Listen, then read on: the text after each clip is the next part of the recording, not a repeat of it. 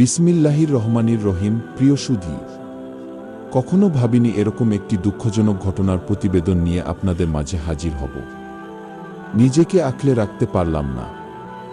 চলুন কথা না বাড়িয়ে ভিডিওটি দেখা যাক। অতঃপর ভিডিওটি না টেনে অবশ্যই সম্পূর্ণ দেখবেন। ইনশাআল্লাহ, সাম্প্রতিক যে বিষয়টি গোটা জাতিকে ভাবিয়ে তুলেছে সেটি হলো ধর্ষণ, যেখানে শিশু থেকে শতবর্ষী বৃদ্ধাও রেহাই পাচ্ছে না। আর ধর্ষকদের অধিকাংশের বয়স 20 থেকে 30-এর কোঠায়। এক কথায় বলা চলে, আমাদের দেশের কিছু তরুণ ধর্ষণের প্রতিযোগিতায় নেমেছে।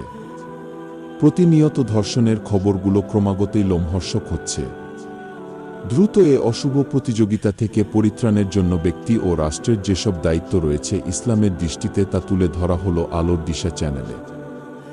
এ পবিত্র মাসেও এ নিয়ে কথা বলতে হবে তা কখনো ভাবিনি, কিন্তু বাস্তব পরিস্থিতির কারণেই এ বিষয়ে বিবৃতি দিতে হচ্ছে।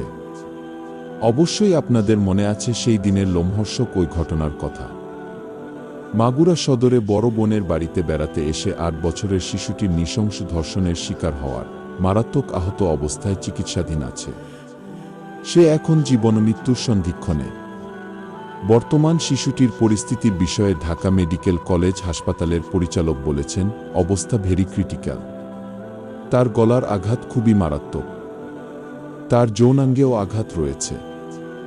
গত রাত 9টার দিকে মেয়েটিকে লাইফ সাপোর্টে নেওয়া হয়েছে। চিকিৎসকরা আশা প্রায় ছেড়ে দিয়েছে। বাকিটা আল্লাহ ভরসা। এই ঘটনাটি জাহেলি যুগের বর্বরতাকেও হার মানিয়েছে। তবে ইসলামে ব্যভিচারী এবং ধর্ষণকারীকে জনসম্মুখে শাস্তির বিধান রাখা হয়েছে। আর এর শাস্তি হল 100 বেত্রাঘাত অথবা পাথর মেরে হত্যা করা।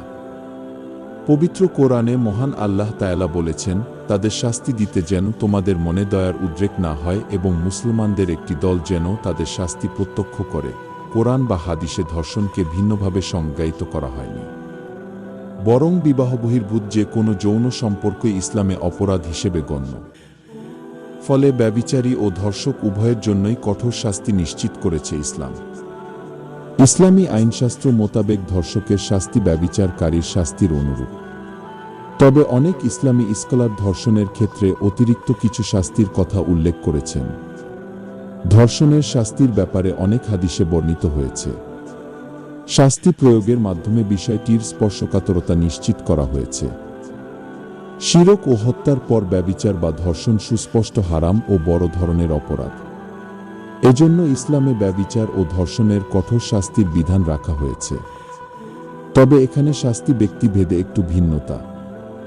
নিজের স্বামী স্ত্রী থাকাবস্থায় যদি কেউ ব্যভিচারে লিপ্ত হয়, তাহলে তাকে প্রকাশ্যে পাথর মেরে মৃত্যুদণ্ড দেওয়া ইসলামের বিধান। আর যদি ব্যভিচারী নারী পুরুষ অবিবাহিত হয়, তাহলে তাকে প্রকাশ্যে 100টি বেত্রাঘাত করা হবে। আল্লাহ তাআলা ইরশাদ করেন, ব্যভিচারিণী নারী, ব্যভিচারী পুরুষ, তাদের প্রত্যেককে 100 করে বেত্রাঘাত করো। আল্লাহর বিধান কার্যকর করণে তাদের প্রতি যেন তোমাদের মনে দয়ার উদ্রেক না হয়, যদি তোমরা আল্লাহর প্রতি ও পরকালের প্রতি বিশ্বাসী হয়ে থাকো। মুসলমানদের একটি দল যেন তাদের শাস্তি প্রত্যক্ষ করে।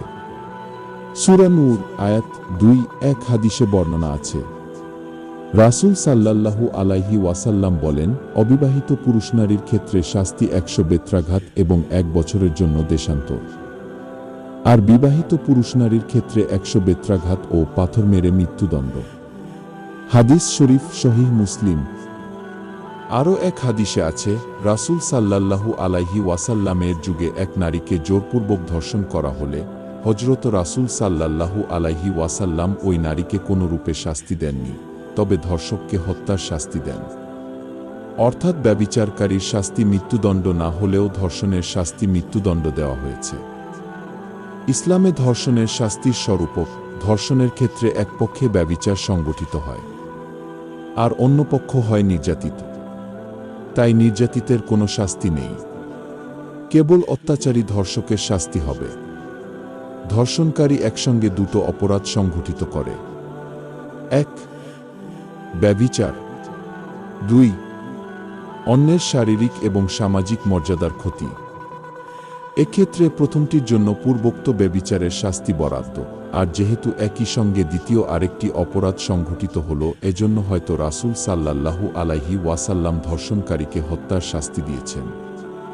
ধর্ষণ বা ব্যভিচারকারীকে প্রকাশ্যে শাস্তি দেওয়ার বিধান রাখা হয়েছে যাতে মানুষ এই শাস্তি স্বচক্ষে দেখতে পায়।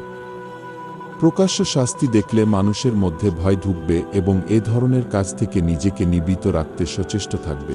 বাংলাদেশে সম্প্রতি বহু ধর্ষণের ঘটনা সংবাদ শিরোনাম হচ্ছে এবং কিছু কিছু ঘটনা ব্যাপক চাঞ্চল্য সৃষ্টি করেছে। ধর্ষণ এখন সামাজিক ব্যাধিতে রূপান্তরিত হয়েছে। অনেকে মনে করছেন এই সামাজিক ব্যাধি রোধ করতে ইসলামী আইনে প্রকাশ্যে শাস্তির বিধান চালু করা জরুরি। ইসলামিক আইন বাস্তবায়ন নাই বিধায় আজকে আমাদের মা বোনদের অবস্থা পরিণতির হচ্ছে এইরকম। তাই সবাই একসঙ্গে বলে উঠি ইসলামিক আইন বাস্তবায়ন হোক। তবে আজকের মতো এই পর্যন্ত সবার সুস্বাস্থ্য কামনা করে বিদায় নিলাম। আল্লাহ হাফেজ। অতঃপর নিত্য নতুন ইসলামিক ভিডিও পেতে চ্যানেলটি সাবস্ক্রাইব করবেন, একটি করে লাইক দিয়ে উৎসাহিত জাগাবেন। আসসালামু আলাইকুম ওয়া রাহমাতুল্লাহ।